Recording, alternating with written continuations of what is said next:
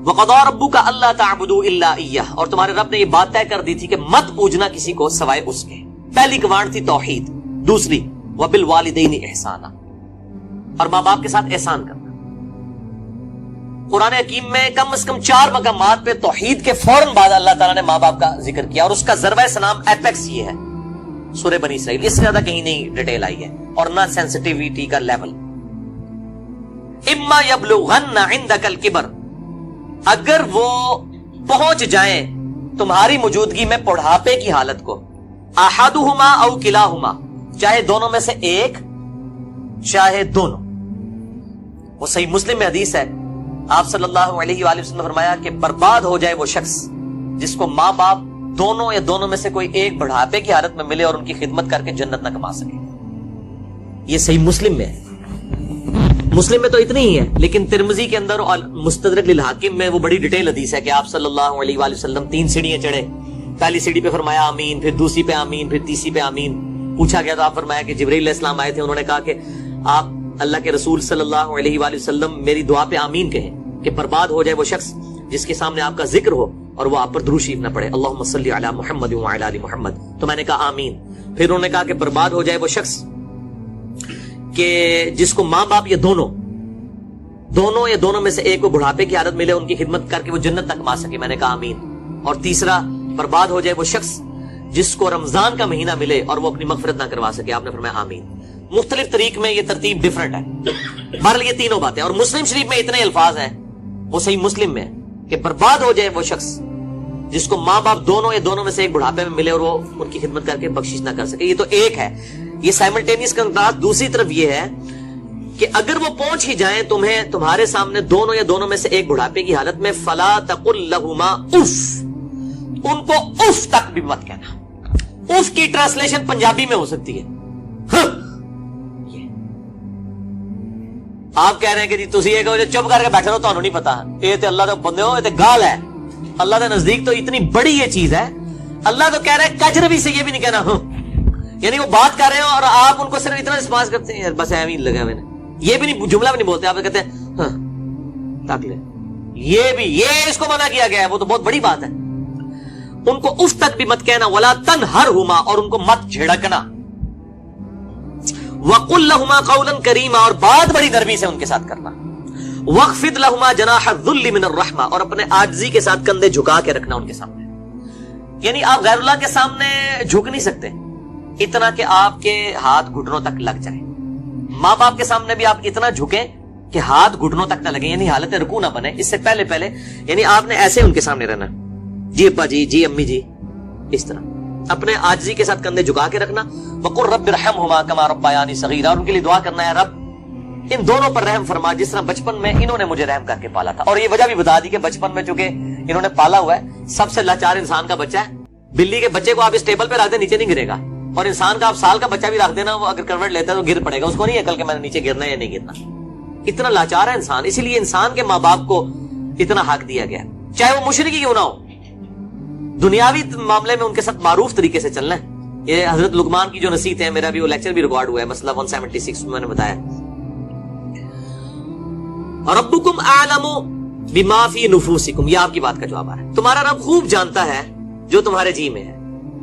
ان تکونوا صالحین، اگر تم نیکوکار ہو، اچھے ہو، یعنی تمہاری عادت نہیں ہے بدتمیزی کرنے کی، کبھی کبھار کوئی تھوڑا سا سکپ آف لینگویج یا سلپ آف ٹنگ ہو جاتی ہے، فَإِنَّهُ كَانَ لِلْأَوَّابِينَ غَفُورًا، تو پھر بے شک اللہ تعالیٰ توبہ کرنے والوں کی توبہ کو قبول کرتا ہے. یعنی عادی مجرم نہ ہو. ان تکونوا صالحین، اگر تم عادی مجرم نہیں ہو، عام حالت میں تمہارا بڑا اچھا ایٹیچیوڈ ہے، کبھی کوئی اسٹیٹ آف مائنڈ ایسی تھی کہ کوئی بات غلط نکل گئی، فوراً توبہ کرو. توبہ اللہ سے بھی کرنی ہے، ان سے بھی معافی مانگنی ہے، اللہ تعالیٰ معاف کر دے گا. لیکن یہ معاملہ بہت سینسٹیو ہے. اب دیکھیں کہ ہم دنیاوی معاملات میں بھی، یعنی سوئی گیس کی وجہ سے آپ کو پتا ہے کتنے لوگ ہیں جن کے ساتھ ایشو بنتے ہیں. ہم کتنے وہمیوں کی طرح رات کو چیک کرتے ہیں، یار کوئی کہیں پہ پائلٹ کھلا نہ رہ جائے، یا ہیٹر جلتا ہوا نہ چھوڑ دیں پیچھے سے. وہ اگر لوڈ شیڈنگ ہوئی اور پھر گیس آئی تو آپ پتا کتنے لوگ ہر سال مرتے ہیں. کتنی احتیاط کی جاتی ہے. چھوٹے بچوں کے سامنے ماچس لائٹر نہیں رکھا جاتا، تو احتیاط کرتے ہیں. تو آپ دیکھیں اس طرح کے اگر آپ احتیاط ماں باپ کے بارے میں کر رہے ہیں تو شاید سالوں میں کبھی ایک دفعہ ہو. لیکن ہر ہفتے ہی جھڑپ ہو جاتی ہے یا جب معاملہ ہوتا ہے تب جھڑپ ہو جاتی ہے، تو اس کا مطلب ہے ان تکونوا صالحین نہیں ہے آپ، لہذا آپ کی توبہ بھی کوئی قبول نہیں ہے، توبہ بھی نہیں ہے جب تک کہ ماں باپ صحیح طریقے سے معاف نہ کرے اور اپنی روش صحیح نہ کر لی جائے۔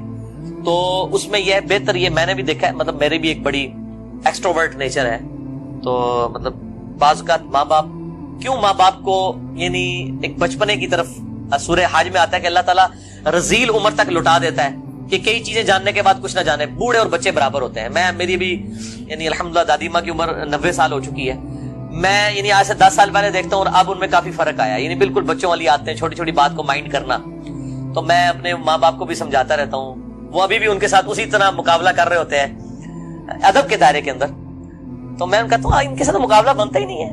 جیسے چھوٹا بچہ تو آپ کو 5 دفعہ پوچھے گا کہ بابا یہ کیا ہے، تو آپ بتائیں گے پیار سے، پھر اس کی بھی آگے سے وہ کیڑے نکالے گا، تو اب وہ کئی بار بھول جاتی ہے، مجھ سے بار بار پوچھ رہی ہوتی ہے، تو میرے سامنے یہ آیات ہوتی ہے نا، تو میں وہ 10 دفعہ ایک بات اگر مجھ سے پوچھتی ہے نا تو میں 10 بار جواب دیتا ہوں۔ میں یہ نہیں کہتا میں تو کل بھی دسیا سی، کیونکہ ظاہر ہے کہ اس عمر میں پہنچ کے رذیل عمر میں یہی کچھ ہو جاتا ہے۔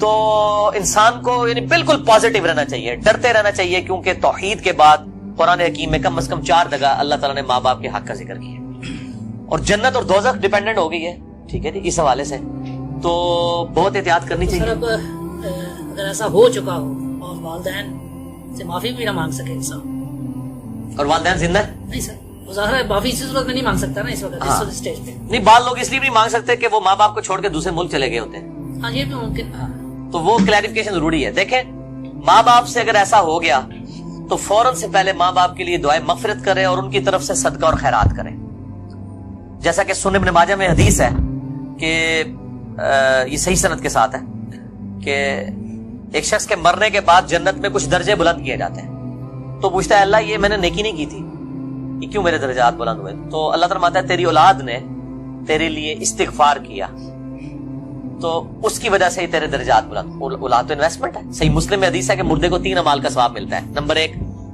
صدقہ جاریہ، وہ ملنا بھی چاہیے، اس نے خود کیا، امام بخاری نے بخاری لکھی ہے، ثواب ان کو ملنا چاہیے۔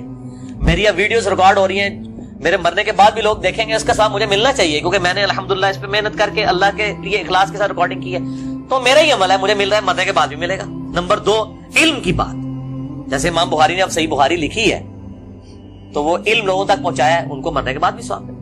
کسی نے مسجد کے اندر کوئی پنکھا لگوایا ہے، صدقہ جاریہ ہے، مرنے کے بعد ثواب ملے۔ اور تیسرا کیا نیک اولاد، نیک اولاد جو دعا کرتی ہے، نیک اولاد جو صدقہ کرتی ہے۔ مسئلہ نمبر 74 میرا بڑے لوگ دیکھ چکے ہیں، لاکھ سے زیادہ اوپر اس کے ویورز ہیں اور اس کے کلپس تو لاکھوں تک ہیں۔ اس میں میں نے بتایا کون کون سے موڈ ہیں میت تک نفع پہنچانے کے۔ صدقہ و خیرات ماں باپ کی طرف سے کریں تو انشاءاللہ قیامت الدین اللہ تعالیٰ آپ کے ماں باپ کو آپ سے راضی کر دے گا۔